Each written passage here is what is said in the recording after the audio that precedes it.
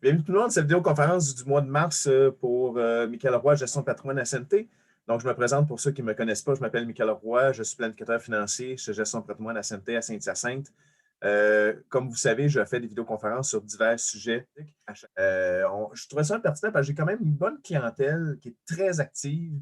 Fait qu'on juge opportun de faire une vidéoconférence pour vraiment parler de ça. Donc, avoir les positions de travail, s'assurer que tout soit bien, qu'on évite les blessures parce que c'est bien beau que je suis planificateur financier, puis que mon but, c'est de gérer vos investissements, de gérer votre planification financière.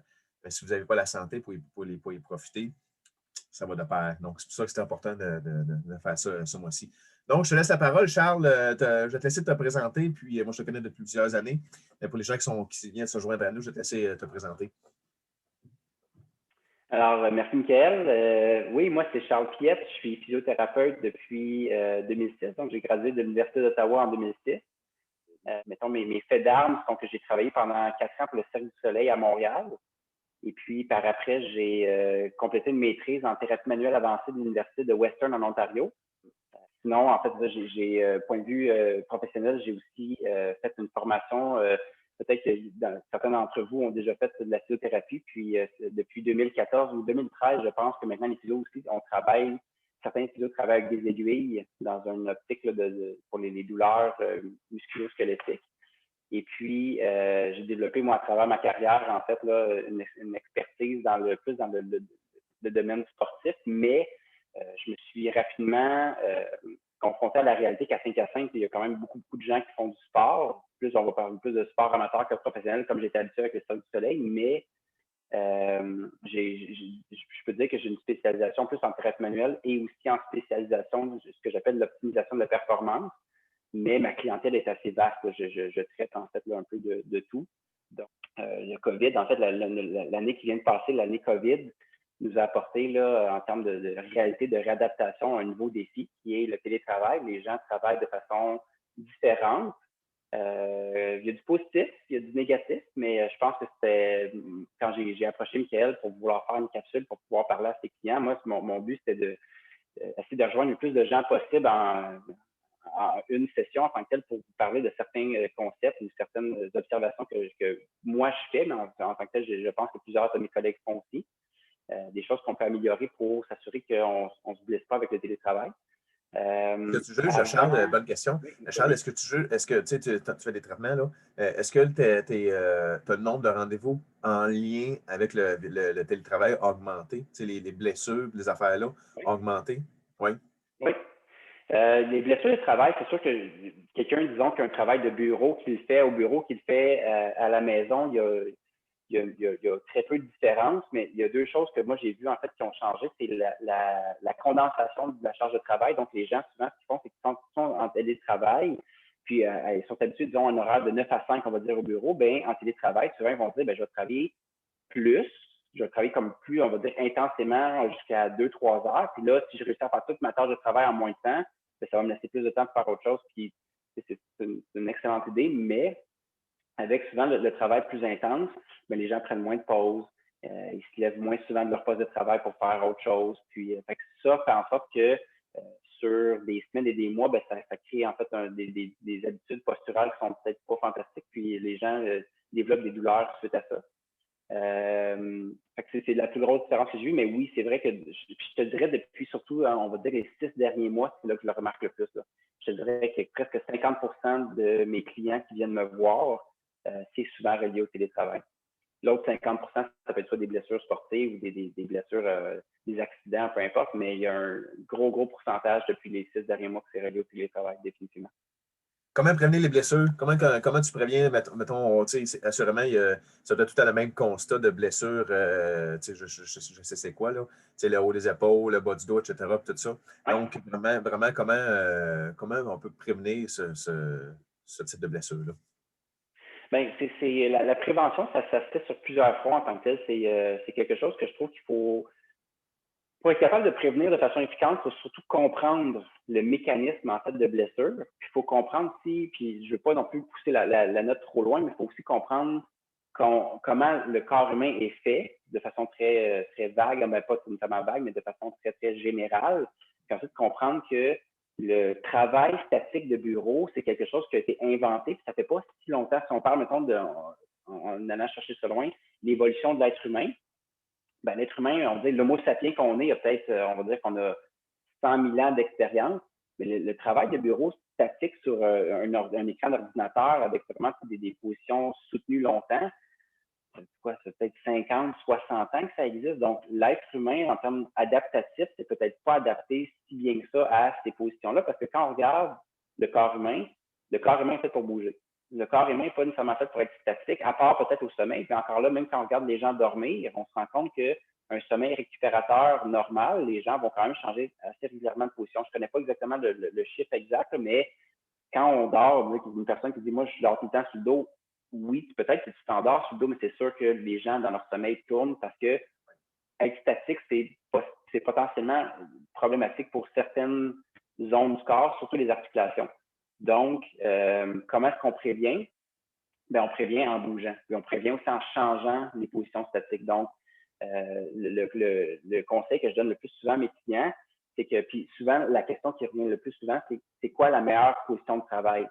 Puis, le discours a un peu changé dans les dernières années. Puis avant, on disait, bon, ben la meilleure position de travail, c'est une position où je me tiens droit, je suis appuyé contre ma chaise, j'ai les coudes à côté, donc à 90 degrés d'angle de coude. J'essaie d'avoir les coudes le plus près de moi possible. Ensuite, au sol, avec ma chaise, j'essaie d'avoir les jambes, donc les genoux à 90 degrés, tout ça. Ça, c'est encore pertinent, c'est encore une réalité en tant que telle où c'est peut-être la position la moins qui pose le moins de tension sur le système musculo-squelettique, donc le système en fait des muscles, des articulations et tout ça. Mais le nouveau discours, c'est la meilleure position ou la meilleure posture de travail, c'est la prochaine. Donc, il fait référence à dire qu'il faut changer régulièrement de position pour assurer notre corps une certaine forme d'équilibre, puis de permettre vraiment qu'il y ait un mouvement plus intéressant pour le but de le système circulatoire et le système musculaire. Donc, fait que, mettons je travaille 2 heures comme ça, je vais travailler une autre 2 heures, une autre position. OK, faire un roulement de ça. Oui, okay. 2 heures, c'est. Il n'y a pas de chiffre exact. Je pense que chaque personne est différente, mais 2 heures, même, tu vois, moi, je trouverais ça un peu long. Ma suggestion, c'est souvent aux demi-heures. Je demande aux gens de changer aux demi-heures. Puis, ce qui est fun avec le télétravail, puis j'espère qu'on va bien le voir parce que je suis sur mon laptop, là, mais je vais improviser un laptop avec un livre, là, mais l'idée, c'est que le fait de changer de position souvent à la maison, ça nous donne beaucoup plus d'options que, disons, sur le taux de travail. Parce que les gens à la maison n'ont pas nécessairement le regard extérieur des gens qui regardent, puis ce qui fait là pour se le ventre, à travailler au bureau. Ben, à la maison, on peut le faire, puis c'est pas une mauvaise idée. La seule affaire, c'est que si je travaille, disons, sur mon laptop, dans une position allongée, je suis couché sur le ventre, j'ai mon laptop en avant de moi, puis je travaille. Si je garde tout le temps cette position-là, puis c'est cette position-là que j'utilise tout le temps, pas idéal. Mais si je dis, je vais faire un 10 minutes couché sur le ventre sur mon laptop, après ça, je dis, bon, je commence à avoir des petites tensions, je change de position, je m'assois en indien, je mets mon laptop entre mes jambes, puis là, je travaille sur cette position-là, mettons, une demi-heure, 45 minutes. Là, je sens que je suis un peu le dos courbé parce que je travaille. Bon, ben, OK, là, je vais changer de position, puis je vais faire l'inverse. Là, j'étais courbé, j'avais le laptop sur mes jambes et tout ça. Fait que là, maintenant, je vais venir me redresser. Je peux retourner me coucher sur le ventre si ça me tente. Ensuite, je peux faire aussi une position, et c'est là que je voulais en venir. En tant que tel, c'est cette position-là que je voulais vous montrer. Donc là, c'est ça. La position que j'aime enseigner aux gens en tant que tel, puis je trouve qu'elle est très pratique. Là, je ne vais pas le devoir faire semblant que j'ai un ordinateur devant moi, là, mais disons que disons que ça, c'est mon laptop. Là, j'ai travaillé comme c'est fait une bonne position, comme c'est je travaille. Là, bon, ça c'est le temps que je change. Soit que j'ai mis un timer sur mon téléphone intelligent, peu importe, ou sur une montre. Là, j'ai dit, OK, ça fait une demi-heure, 45 minutes, 1 heure que je suis comme ça, je vais changer. La position que je trouve qui est super intéressante, ça va faire un pont avec le deuxième sujet que je voulais aborder. C'est une position où je viens, là, je pourrais avoir, là, je ne le ferai pas présentement, mais je pourrais avoir au niveau de mon genou au sol, je pourrais avoir un coussin juste pour être plus confortable. Puis là, ce que je vais faire, c'est que je vais venir me mettre dans une position de lunge. Donc, c'est une position de 90 degrés au niveau de mon genou. Ma hanche est neutre, ma jambe est à 90 degrés. Puis là, ce que je vais faire dans cette position-là, c'est que je vais maintenir la position, puis je vais venir chercher un stretch au niveau de ma jambe en avant. Parce que la plupart des gens qui travaillent dans une position assise soutenue, il y a une certaine accommodation des muscles avant. Donc, ces muscles-là ici de ma hanche avant, parce que je suis dans une position assise à 90 degrés, ben c'est comme si, puis je vais juste faire pas une exagération, mais c'est plus une démonstration, mais c'est comme si cette musculature-là s'habitue à une position courte. Le fort des gens, après ça, c'est qu'on passe du temps assis au bureau, on passe du temps assis à la salle à manger, on passe du temps assis dans la voiture. Fait que, la position assise est vraiment prédominante, puis ça fait en sorte que quand vient le temps d'aller chercher une position autre, donc disons que j'ai passé 8 heures au bureau à travailler comme c'est ici, puis je dis, hey, c'est beau dehors, je vais aller courir. Puis là, je me dis, je vais aller courir, où est-ce que j'ai besoin, dans la progression de la course, j'ai besoin d'extension de ma hanche, mais que mes tissus en avant sont tellement têtes que ça fait en sorte que quand je vais aller vers l'arrière avec ma hanche, si je n'ai pas la capacité de le faire parce que mes muscles sont tellement, tellement raides en avant, ben pour pousser ma jambe en arrière, je vais utiliser mon dos. Parce que mon dos, lui, il a la capacité de le faire. Puis là, les gens plaignent souvent que hey, j'ai recommencé à courir, j'ai assez mal au dos. Tu traiterais-tu mon dos? Non, je vais traiter ta hanche parce que sûrement que c'est la hanche qui cause l'irritation du dos versus si je suis capable de la faire bouger indépendamment de mon dos, beaucoup moins de chances que je me blesse. Donc, je reviens à ma position de départ. Une position que j'aime enseigner à mes clients, c'est position, donc comme celle-ci de lunge. Je vais m'imaginer dans cette position-là. Si les gens à la maison veulent le faire présentement, là, pendant que je le fais, vous pouvez l'essayer en même temps. Dans la position, je vais m'imaginer que je porte une méga grosse ceinture à la taille avec une grosse boucle. Puis la boucle, ce que je veux faire, c'est faire pivoter mon bassin, donc sur un axe de hanche. Ça, c'est pas, là, je donne des détails qui sont peut-être pas pertinents, mais je prends la boucle imaginaire, puis je veux la faire monter vers le haut. Donc, ce que ça va faire, puis je vais essayer d'exagérer le mouvement, je vais faire un mouvement de rotation de mon bassin. Donc, c'est comme si je pousse la boucle imaginaire vers le haut, puis immédiatement, quand je suis dans cette position-là, immédiatement, je sens une tension se bâtir au niveau de l'avant de ma hanche, puis vraiment un étirement. Puis je vais garder cet étirement-là pendant au moins 2 minutes. Fait que là, j'ai mon ordinateur fictif devant moi, je travaille, j'ai ma boucle de ceinture imaginaire que je fais monter, ça tire en avant, parfait, je travaille pendant 2-3 minutes comme ça. À un moment donné, je fais pouf, ok, là, ça tire beaucoup. Fait que je vais changer de jambe, je reviens de l'autre bord, j'amène ma boucle imaginaire par en avant, même chose, ça tire dans l'autre jambe, comme c'est ici, je travaille. Puis là, je recommence de l'autre côté. Fait que, tu sais, il y a plusieurs opportunités à avoir en travaillant et en variant les positions. Puis je peux me servir de ça. Si je fais ça tous les jours pendant que je travaille, on va dire 2 fois par jour, bien, c'est sûr qu'après ça, quand je m'en vais courir le soir après mon travail, puis que j'arrive à la maison, j'enfile mes vêtements de course, puis je m'en vais courir, je fais un petit mouton d'échauffement, je m'en courir, il y a pas mal moins de chances que la hanche soit bloquée puis que je compense avec mon dos. Donc ça, c'est une façon fantastique de prendre le temps qu'on a à la maison puis d'être capable de justement utiliser le télétravail à notre avantage au lieu à notre inconvénient. Que penses-tu, Charles, pendant que tu as mis ça, tu sais, la tendance actuellement, il y a beaucoup d'endroits qui ont commencé à installer des bureaux debout, tu sais, assis debout. Que penses-tu de cette je sais pas technologie, mais tu sais, que les compagnies font ça de plus en plus? Oui. Je pense qu'il y a définitivement du positif dans les positions assis, debout. Puis même, idéalement, moi, j'aimerais voir en fait les bureaux se descendre jusqu'au sol parce que les gens qui sont, je vais juste reprendre encore ma même position que tantôt, mais je ne dis pas que c'est tout le monde qui sont capables de faire ça, mais si j'avais, on va dire, un bureau où j'étais capable d'avoir mon ordinateur très, très bas, mais il n'y a rien qui m'empêche de venir dans une position de squat comme celle-ci, travailler 5 minutes, 3 minutes, 2 minutes, peu importe, mais travailler dans une position basse comme celle-ci, pratiquer dans une position de fin d'amplitude de squat. Puis dans cette position-là, ben, une fois que j'ai fini, ben, je change de position. Mais quand on regarde le point de vue nord-américain, c'est pas très, très populaire.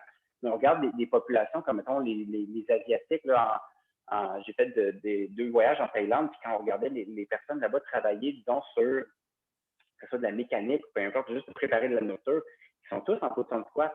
Ils sont tous dans une position de fin de squat comme ça ici parce qu'ils n'ont jamais réellement perdu la capacité de le faire parce qu'ils le font tout le temps.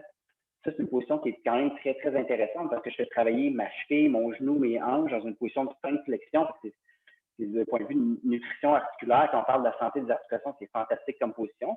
Ça fait aussi en sorte que si éventuellement je suis rendu bon dans cette position-là, puis je m'améliore, ben, quand les gyms vont réouvrir puis que je vais commencer à aller faire des squats, possiblement que même mon squat va s'améliorer parce que je vais avoir donné la chance à mon corps d'être capable de le faire versus tout le temps assis dans la même position, que je demande de venir dropper dans cette position-là. Pas sûr que je sois capable. Fait que, mais oui, la station debout est très intéressante. La seule chose, c'est que je trouve que ça limite l'imaginaire des gens par rapport à la position qu'ils pourraient prendre. Parce que le station debout, les gens vont faire assis, debout, assis, debout, assis, debout, qui est déjà mieux que tout le temps assis. Mais il y a tellement d'autres possibilités qui sont même de faire une pierre deux coups, d'être capable de dire je vais travailler sur certaines faiblesses de mon corps en même temps que je travaille, puis développer des meilleures habitudes, mettons, posturales, des meilleures habitudes articulaires pour éventuellement avoir une meilleure santé articulaire. Fait que debout, assis, on le voit moins. Assurément, mais c'est sûr qu'il y a quelqu'un qui s'entraîne, des gens qui s'entraînent, le squat de la personne de 60 ans, c'est peut-être pas l'idéal, mais quelqu'un qui, de simplement de varier de position, de se mettre à genoux, je n'ai jamais pensé de se mettre sur le ventre pour travailler. J'avais pensé que mon bas de dos était plus, ça a fait plus mal au bas de dos, puis que j'ai comme été relevé de le coup derrière, puis tout ça. Là. Mais c'est intéressant. Oui, mais absolument, mais tu as raison si tu le fais jamais. Tu le fais jamais, c'est sûr que la première fois que tu vas faire, tu vas faire tabarouette.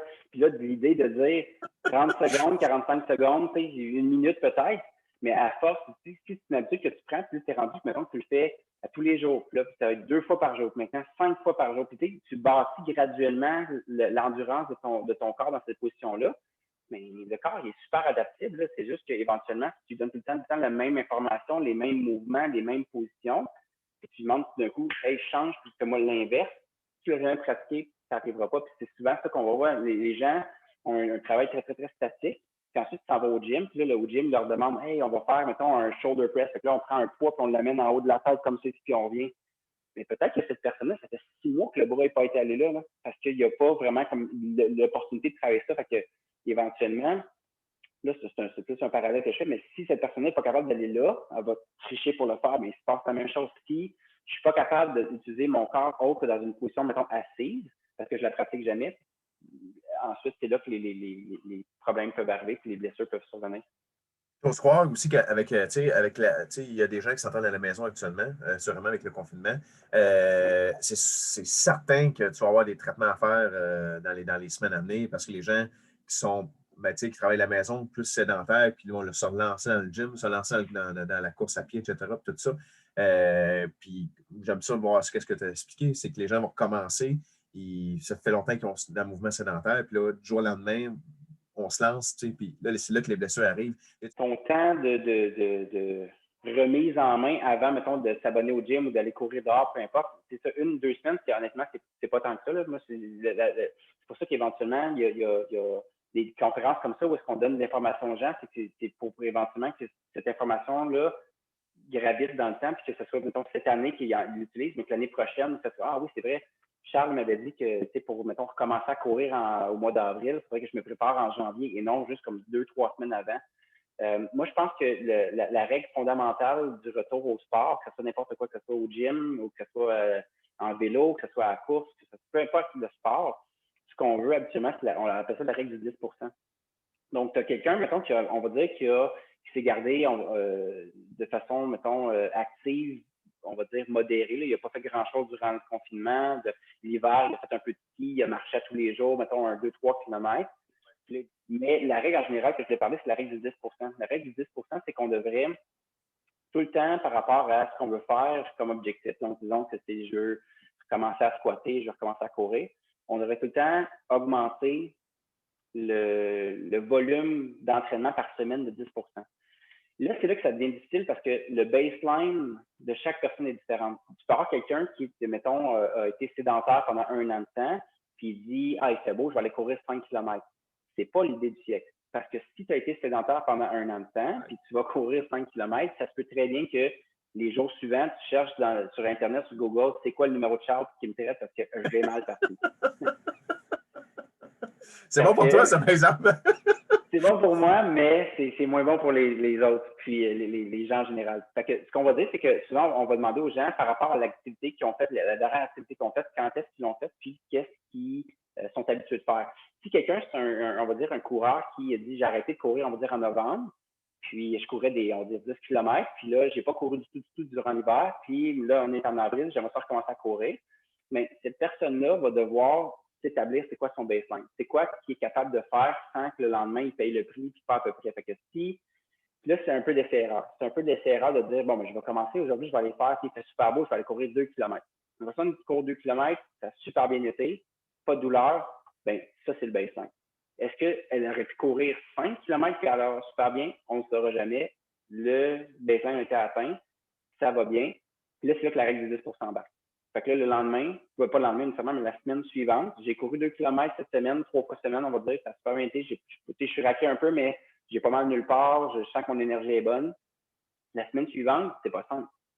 C'est 10 10 de 2 km, ben, c'est 2,2 km. Là, c'est là qu'on peut arrondir un peu. Si la personne fait 2,5, la police ne va pas l'arrêter, mais on veut tout le temps comme avoir un échelon de 10 du volume.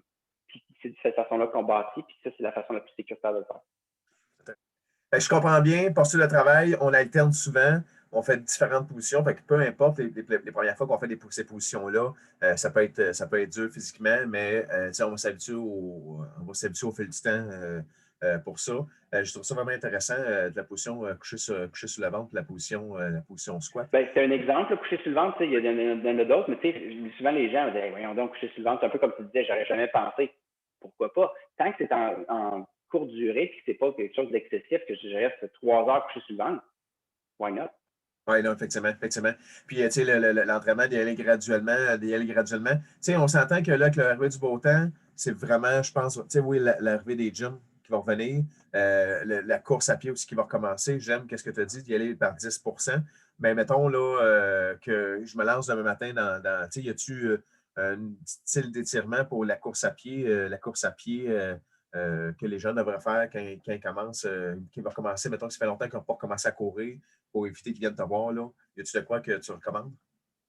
Ben, en partant, tu mentionnes un bon point en tant que tel, les étirements sont à proscrire avant un exercice physique. On a tout le temps entendu, hey, il faut bien s'étirer, puis après ça, on va faire notre sport, puis à la fin, il faut aussi bien s'étirer. Puis la science est vraiment allée dans une autre direction depuis une couple d'années en se rendant compte qu'avec les études qu'ils ont faites, les étirements sont détrimentales à la performance de l'activité, puis possiblement une cause de blessure. Fait que quand on parle maintenant de pré-sport ou pré-activité ou pré-course, on parle d'échauffement maintenant, ou un échauffement dynamique. Ça, c'est 100 C'est un échauffement dynamique en tant que tel, ça inclut plein de choses. Là. Disons que je vais aller faire de la course. Mon échauffement dynamique peut être, je peux faire, mettons, sautiller sur place. Ensuite, je peux faire des squats, je peux faire des lunges avant, lunges arrière. Je peux faire un peu de mouvements dynamiques d'épaule, des jumping jacks. Puis, je veux dire, on en fait, mettons, 1 minute, 2 minutes. Puis ensuite, là, tranquillement, je pars d'un pas léger de jogging, éventuellement vers ma cadence que je veux viser. Ça, c'est 100 À la fin de l'exercice, donc là, souvent, je me fais penser, est-ce que c'est bon d'abord de s'étirer à la fin? Encore là, la science a une réponse en tant que telle, puis de dire que ça dépend tout le temps c'est quoi le but visé. Si mon but visé, c'est de dire, je viens de faire un entraînement physique, si je m'étire, je me sens vraiment, vraiment bien après dans m'être étiré, fantastique. Si c'est pour du bien-être, absolument. Si la personne dit, hey, je vais utiliser le fait que mes muscles sont chauds, je vais m'étirer pour gagner en flexibilité, il n'y a rien qui va se passer. La personne va être plus flexible pendant environ 5 à 10 minutes, puis après 5 à 10 minutes, l'effet neural de l'étirement va être disparu, puis on va revenir à la source.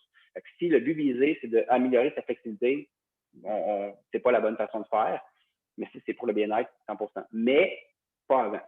Oui, c'est ça. Pas avant, puis à la limite, la personne qui veut vraiment améliorer sa flexibilité physique devra faire un training exclusivement de flexibilité. Peut-être faire un 15 à 20 minutes d'exercice d'étirement dans sa séquence d'entraînement dans la semaine que de s'étirer à la fin de son training ou parcours là, pour ça. Oui, absolument. Puis encore là, du point de vue étirement, il y a différentes façons de le faire. Puis mettons que la personne dit je veux gagner en flexibilité parce que c'est important pour moi. Puis en passant, il n'y a aucune relation entre la flexibilité et la prévention de blessure. Donc, quelqu'un qui on dit hey, je pense que je me blesse souvent parce que je ne suis pas flexible. Ça n'a jamais été démontré scientifiquement que c'est le cas. Puis l'inverse, quelqu'un qui est super flexible, dit hey, il n'y a pas de danger que je me blesse, je suis super flexible. Ça n'a pas non plus de corrélation. Les gens vont développer souvent des symptômes qui sont différents, c'est qu'ils sont très, très flexibles ou pas pantoute, mais ça ne prévient pas les blessures. Fait que si quelqu'un qui dit je vais être super flexible, il faut qu'il y ait un but de comprendre pourquoi est-ce qu'il va être flexible. C'est juste parce que tu dis hey, c'est à la mode, c'est super le fun, c'est être super flexible. Oui, c'est ça. pas Ben, c'est louable la culture populaire, là. C'est la culture populaire de s'étirer après le training, dès que le training finit, t'envoies dans le coin qui s'étire. J'avais entendu parler de ça. Non, Ouais, c'est triste. on les voit souvent au gym, puis malheureusement, puis je dis pas qu'ils font ça pour rien, parce que ça dépend de leur visée. Comme je dis tantôt, si ils s'étirent en disant je me sens mieux quand je m'étire, Oui. parfait, c'est Ben, numéro un. c'est le bien neural, comme tu as dit. C'est le bien neural et non le Absolument. bien physique pour ça. Très intéressant. Charles, je ne sais pas si tu avais des petits. Je vois le temps qui file. Est-ce que tu avais d'autres petits points que tu voulais parler, que tu voulais rajouter? Ouais. Moi, j'avais des petites pistes. En fait, là, tantôt, quand on parlait de course à pied, je trouvais ça intéressant là, qu'on parlait de la périodisation, en fait, puis le volume, d'augmenter 10 par semaine. Parce que on parle de course à pied, mais c'est vrai pour tous les autres sports. En fait, là, le vélo, c'est la même chose aussi, d'essayer d'avoir un volume progressif, mais pas exagéré ou pas de démesure. Fait que 10 c'est vraiment ce qu'on conseille le plus. Une chose que je trouve qui est intéressante aussi par rapport à encore là, dans le même sujet de la course ou le vélo, peu importe, mais depuis quelques années, il y a beaucoup d'applications qui sortent sur les téléphones intelligents ou les montres intelligentes, peu importe, des applications que ce soit de la course ou le vélo, qui vont faire en sorte que je peux mettre après ça sur les médias sociaux mon parcours. Donc, aujourd'hui, je suis allé courir 6,5 km, j'ai fait ce trajet-là. Là, le GPS, il enregistre mon trajet, puis ça me dit, j'ai couru comme ça, puis là, je le poste, puis regardez, j'ai fait ça. Puis, il y a un peu un piège à ça dans la chance où les gens, souvent, s'en servent à titre comparatif. Je suis le matin en tant que tel, je me lève, je prends un café, puis là, je regarde sur Internet, le tabarouette, Michael, il est allé courir 8 km à matin. Moi aussi, moi aussi, je suis capable, fait que là, je m'habille vite, je m'en vais courir 8 km. Mais moi, ça se fait que j'ai fait 0 entraînement pour ça, j'ai aucune préparation. Fait que finalement, je suis fier, j'ai fait pareil comme Michael, puis je suis aussi bon prix, puis le lendemain, je paye le prix sur un moyen temps. Fait que ça, il y a un piège avec les applications qui sont à titre comparatif pour point de vue de la performance. Puis si les gens, ça les motive, puis ça les fait bouger, tant mieux, mais sachez qu'il y a un prix si jamais vous ne périodisez pas comme il faut votre entraînement.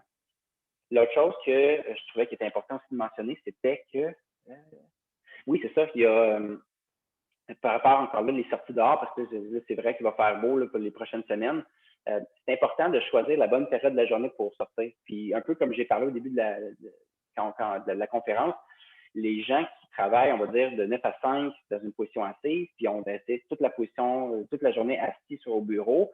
Là, ils rentrent en voiture à la maison, puis ils sont vraiment quand il fait assez beau, je vais sortir sur mon je vais aller faire un jogging en tant que tel. Là. Ben, si vous avez passé la journée au complet assis, en position assise, ça se peut que votre performance de jogging ne soit pas fantastique parce que en étant assis sur mes fesses, les fesses et les muscles, il y en a plusieurs, là, mais c'est selon moi les muscles les plus importants de la course parce que c'est eux qui viennent faire à la fin, mon muscle du grand fessier vient faire la contraction pour la propulsion. Donc, mon dynamisme à la course vient en grande partie de mon muscle de la fesse. Puis ensuite, j'ai aussi mes muscles latéraux de la fesse, donc c'est les moyens puis le court fessier qui, eux, servent un peu plus de stabilisation. Donc, quand je cours, pour éviter que mon bassin parte dans une position de beaucoup de sway, de mouvements comme ceci. Ces muscles-là servent quand j'atterrisse, qui me laissent une jambe stable au sol, puis ensuite le grand embarque pour me propulser. Donc, les gens qui sont restés assis statiques pendant comme toute la journée, moi, c'est pas un temps de la journée où je leur dis, c'est en revenant du travail immédiatement d'aller courir. Je leur conseille au moins une bonne demi-heure d'activation dans la maison. Ça veut dire que là, je vais marcher dans la maison, je vais peut-être faire un peu d'échauffement dynamique, comme on a parlé tantôt, des jumping jacks, des trucs comme ça. Puis après une demi-heure environ, quand j'ai enlevé la position assise de mon corps, là, c'est correct. Là, je pourrais y aller. Même chose le matin, les gens qui viennent de se lever du lit, puis là, immédiatement, avant le déjeuner, je vais aller courir. Quand on est habitué de le faire, c'est pas si pire, mais en début de saison comme ça, parce que la plupart des gens n'ont pas fait grand-chose durant l'hiver, autre que marcher. Puis marcher, je ne dénigre pas la marche parce que c'est une activité intéressante, puis il y a plein de vertus positives à la marche, mais la marche n'est pas une activité physique dans le sens où, quand je marche, mes muscles s'activent à leur capacité minimale. La marche, en gros, là, c'est une capacité que le corps humain a trouvée de perdre l'équilibre, de la retrouver, de la reperdre, de la retrouver. C'est vraiment un système extraordinaire musculo-squelettique où j'essaie de me propulser vers l'avant avec le moins d'énergie possible. Donc, c'est les gens qui disent j'ai marché tout l'hiver, je suis prêt à aller courir. Non, c'est pas compatible tout ensemble. La marche et la course sont deux choses qui se ressemblent, mais c'est pas du tout la même chose du point de vue de la demande énergétique et de la demande musculaire. Donc, excuse-moi. Pas assurément, c'est pas la même demande énergétique, assurément. Là. Non. La dernière chose avant qu'on se laisse, la première chose, c'est que, tantôt, quand dans ton entrée de conférence, tu disais que toi, tu t'occupes de la santé financière des gens, de s'assurer que leur retraite va être passée de façon efficace le plus possible avec la meilleure sécurité financière, mais il y a aussi un concept en santé qu'on appelle le REER santé, qui est un peu une extrapolation en tant que tel, mais le REER santé fait en sorte que les gens qui prévoient une retraite plaisante, il faut que aussi d'un point de vue santé physique, qui ait mis un effort en tant que tel ou qui ait mis, on va dire, du temps pour éventuellement s'amener vers une retraite ou à la retraite, j'ai préparé mon corps à être à la retraite. Si je me dis, je vais donner un blitz, puis là, c'est un peu la mode, j'ai écouté tes conférences d'un dernier mois, où est-ce que quelqu'un qui dit, je veux prendre ma retraite, là, je suis début de trentaine, puis moi, mon but, c'est à 45 ans, je ne veux plus travailler, fait que là, je vais faire un rush, puis je travaille fort, fort, fort. Mais ça se peut que cette personne-là, rendue à 45 ans, qui a une super belle sécurité financière, mais que son corps n'est pas suivi parce qu'il n'a fait aucun effort par lui-même pour se maintenir en santé physique. Donc, c'est quand même un concept qui est intéressant. Puis les gens, malheureusement, puis c'est pas, je ne veux pas dénigrer personne, mais les gens se fient beaucoup au système de la santé. Puis c'est vrai que le système de la santé en général, on est là pour aider les gens, c'est notre pain, notre beurre, c'est notre raison d'être. Mais je pense qu'il y a peut-être une petite confiance aveugle vers le système de la santé où les gens, souvent, puis ça, c'est quelque chose que moi, je vois souvent, les gens vont venir, mettons, me voir avec un paquet de problèmes, puis des fois, ils ne comprennent pas pourquoi. Ils disent, hey, j'ai mal à un genou, mal au dos, j'ai mal au cou, et puis là, ils minimèrent leurs problèmes. Puis souvent, je leur demande, c'est qu'est-ce que tu fais dans une journée pour régler ces problèmes-là? Puis la réponse tout le temps la même, c'est je fais rien. Je ne sais pas quoi faire, c'est pour ça que je viens de voir. Puis ils ont tout à fait raison, c'est pour ça que mon métier existe. Mais c'est qu'une fois qu'on a vu le thérapeute X, ça peut être un physio, un chiro, peu importe, il faut quand même qu'on ait des habitudes de vie qui nous permettent de se maintenir en santé physique. Puis il y a quatre volets qui sont primordiaux en tant que tels pour maintenir une bonne santé physique. Puis, les 4 volets sont la nutrition.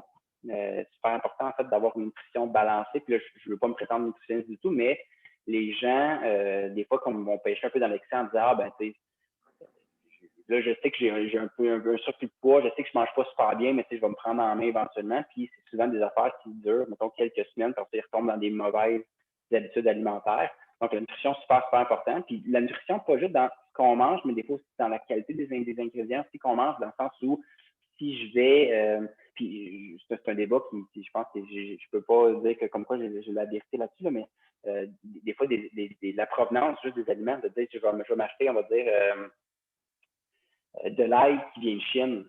Ça se peut que cette ail-là de Chine n'est pas fantastique d'un point de vue nutritionnel parce que ça se peut qu'elle ait poussé dans une espèce de terrain où est-ce que qui était contaminé. Donc, de faire des fois attention à ce qu'on mange, ça peut être intéressant. Puis je pense qu'on a la capacité au Canada et au Québec d'offrir une cuisine extraordinaire, des ingrédients vraiment de qualité. Donc, des fois, de surveiller la provenance des aliments, ça peut être quelque chose de fun. Deuxième, c'est, selon moi, ça, le plus important, c'est le sommeil.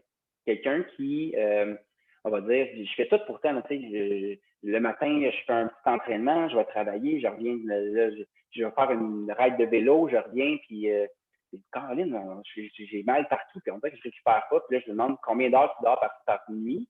Bon, environ 3-4, parce que quand je reviens, je fais mes affaires d'Internet, puis là, je regarde mon téléphone jusqu'à 2-3 heures du matin, puis là, je suis tellement fatigué, je me couche, puis le lendemain, à 6 heures, je repars. Mais c'est sûr qu'à 3-4 heures par nuit de sommeil, c'est pas assez pour dire que le système nerveux a le temps de récupérer. Donc, le sommeil est hyper important dans une santé globale du corps, en tant que autant mental que physique. Ensuite, on a le mouvement. Donc, le mouvement qui fait référence à tout ce que j'ai parlé depuis le début, en tant que tel, le fait de bouger. Le corps est fait pour bouger. Donc, on est une machine, le corps humain, qui est fait pour répondre à nos besoins par le mouvement. Donc, si j'ai besoin d'écrire, c'est le mouvement qui me fait écrire. Si j'ai besoin de manger, c'est tout ce qu'on a besoin pour vivre est créé par le mouvement. Donc, si je bouge moins, si je bouge pas, je ne peux pas m'attendre à avoir une santé physique extraordinaire. Puis le dernier, c'est les connexions sociales. Donc, je ne veux pas me prétendre psychologue ou rien non plus, mais d'avoir des bonnes connexions sociales fortes. C'est sûr que la dernière année, nous a fait réfléchir beaucoup sur la santé mentale par rapport à ça. Ça a été une année très, très difficile pour les connexions sociales, mais n'empêche qu'on est quand même, on va dire, en tant qu'être humain, on est quand même un animal de groupe en tant que tel. On n'est pas fait pour être seul. Donc, quelqu'un qui a des bonnes connexions sociales a plus de chances d'avoir de la bonne motivation, des bonnes influences en tant que tel à travers son réseau social pour bouger, dormir et mieux manger. Ça, c'est quelque chose qui est très, très important. L'autre chose, la dernière chose que je voulais... Oui, excuse-moi, mais je ne l'ai pas compris, excuse. Non, c'est très intéressant. Très intéressant. Merci beaucoup. Oui, c'est la dernière chose, pour ne pas prendre trop de temps en plus chez les gens, c'est que là aussi, là, on a parlé beaucoup de courses, de vélo, d'activité physique, mais une chose qui s'en vient très, très, très bientôt, c'est les travaux sur le terrain, là, le terrassement, ça va être le planter les fleurs, ça va être de racler le terrain.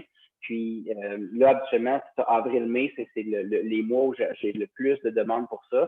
Les problèmes de dos reliés au raclage en tant que tel, c'est vraiment, vraiment super commun. L'importance dans les travaux à la maison, en fait, c'est souvent des positions qui sont soutenues. Donc, là, on a parlé en fait de positions soutenues au travail, donc positions assises et tout ça. Bien, les positions soutenues de travail sur le terrain, mais c'est des positions souvent à quatre pattes. Puis à quatre pattes avec un dos arrondi. Puis je vais juste prendre le temps de vous le montrer parce que je pense que c'est quand même très, très important. Si, comme c'est ici à quatre pattes, si je garde un dos qui est relativement neutre, on va appeler ça une colonne neutre. Ça, arrondi, on va appeler ça en flexion. Puis le contraire, quand je viens creuser, ça, c'est de l'extension. Donc, mon dos, quand je travaille souvent on va dire, je vais planter des fleurs là, présentement. Fait que je plante des fleurs, puis j'ai souvent une posture plus arrondie parce que dans cette position-là, souvent les gens ont un peu plus de manque de mobilité au niveau de la hanche, donc ça amène le bassin et le dos à plus s'arrondir. Une position de flexion soutenue dans cette position-là amène les disques entre mes vertèbres, donc à se loader par en arrière. Donc, ça veut dire que toute la pression sur le disque vient à l'arrière. Puis quand on parle de bombement discal, peut-être des personnes qui écoutent ça, qui ont déjà eu le diagnostic d'hernie discale, donc plus je reste en arrière, plus tout le contenu liquide de mon disque migre vers la partie arrière. C'est là qu'éventuellement le disque peut se déformer. Puis c'est là que les gens vont dire, j'ai travaillé, ça allait assez bien, il faisait beau, tout ça, 2-3 heures, quand je voulu me relever, j'ai barré bien tout. Parce que si tout le contenu en nous a migré à l'arrière, quand j'essaie de le repousser en avant, il ne veut pas y aller.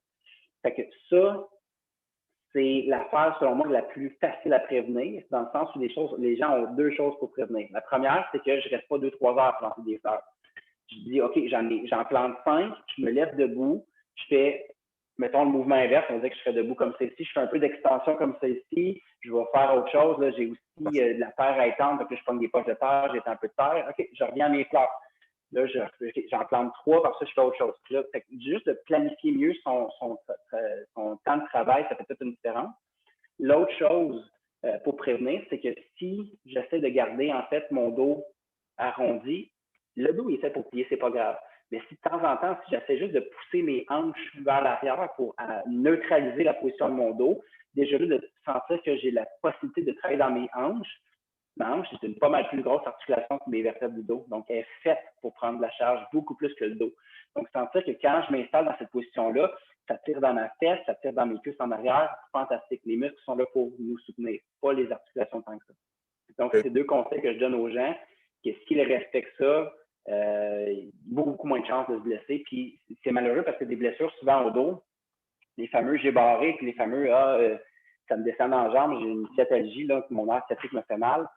C'est pas des blessures qui sont graves ou potentiellement problématiques, mais c'est long à guérir souvent. La plupart des gens, quand l'inflammation pogne dans cette région-là, c'est pas des choses qui sont réversibles très rapidement. Donc, en faisant attention, il y a beaucoup moins de chances de se blesser.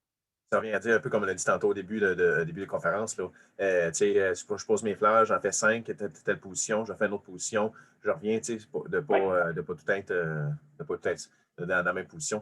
Une chose j'ai retenue, Charles, puis j'ai vraiment aimé ça parce que je dis souvent à mes clients, je fais des plans financiers, je fais des plans de retraite, des planifications pour aider mes clients à atteindre leurs objectifs financiers.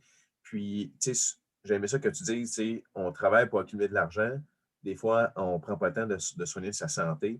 Puis on arrive à la ligne d'arrivée. Oui, j'ai vendu mon entreprise, j'ai assez d'argent pour prendre ma retraite, mais on n'a pas pris soin de sa santé de toute sa vie. Parce que c'est ça, tu sais. Prenez un peu de temps, de prendre 15 à 20 minutes par jour de soi, de bouger, faire des jumping jacks, de courir sur place. Puis, peu importe, c'est vrai que c'est très important, très important. Bien, ça revient à planifier. Oui. Ça revient exactement à planifier. Toi, tu fais de la planification financière pour les gens, mais la planification de santé, ça se fait aussi. Puis c'est en rencontrant des personnes comme moi aussi, puis je ne pas disais juste moi, mais des physiothérapeutes, des kinésiologues, de plein de personnes qui peuvent établir avec les clients, en fait, un plan un plan de vie sur la santé physique en tant que telle. Fait que, Oui. mais quand on n'a pas de plan, je ne dis pas que c'est nécessaire d'avoir un plan, mais c'est un peu comme n'importe quelle affaire. Si je n'ai pas de plan, ça se peut que je m'en aille à droite, à gauche, puis qu'arrivé en bout de ligne, je suis allé nulle part finalement. La même chose en finance. J'ai tellement vu de clients prendre leur retraite, puis de prendre leur retraite qui ont peur de prendre leur retraite parce qu'ils n'ont ont jamais eu de passion, ils n'ont jamais entretenu quelque chose dans leur vie parce qu'ils ont juste travaillé, ils prennent leur retraite, puis c'est ça, ils achètent de la prendre parce qu'ils disent qu'est-ce que je vais faire? Mais si tu avais fait à la marche, tu avais joué au baseball, mettons, tu avais fait jouer au golf, tu avais fait des affaires comme ça, oui, tu as fait attention à ta santé, puis tu as eu de quoi aussi à ta retraite à faire à ce moment-là. Très intéressant. Merci Charles. Merci beaucoup. J'apprécie énormément. Merci à tous de votre participation. Restez connectés à ma page Facebook. Vous allez voir les prochaines vidéoconférences dans les prochains mois. Divers sujets aussi qui ont rien à la finance et aussi à d'autres styles de notre vie active là-dessus. Merci Charles. À la prochaine. Très plaisir. Au revoir tout le monde.